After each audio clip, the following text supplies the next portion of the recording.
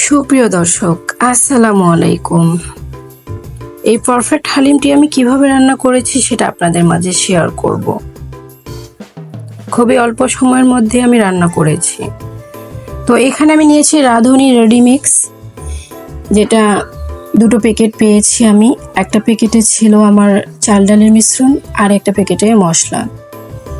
তো চাল ডালের যে মিশ্রণটা ছিল সেটা আমাকে এখন ভিজিয়ে রাখতে হবে। তো অবশ্যই 2 কাপ গরম পানি, এখানে ফুটন্ত গরম পানি দিতে হবে।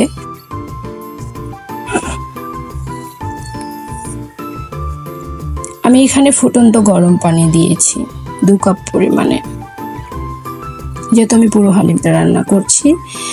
এটাকে এখন একটু নেড়ে চেড়ে দিতে হবে।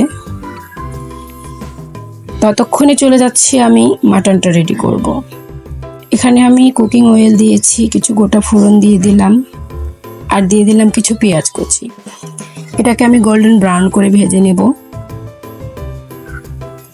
স্বাদ মতো লবণও দিয়ে দিলাম রসুন বাটা, আদা বাটা,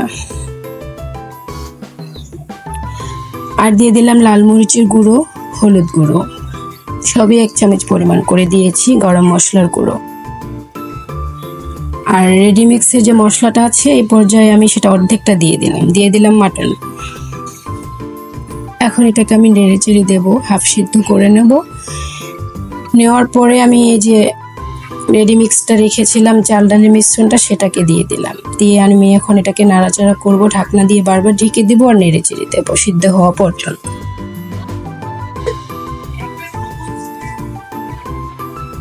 তো বাকি যে মশলাটা রেখেছিলাম আমি সেটাও দিয়ে দিলাম।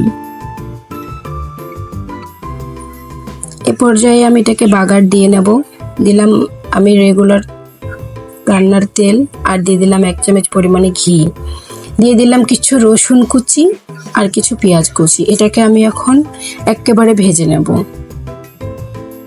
হালিমের স্বাদ বেড়ে যায় এই বাগারটা দিলে, এটা না দিলেও চলবে, তো দিলে স্বাদ দ্বিগুণ হয়ে যায়।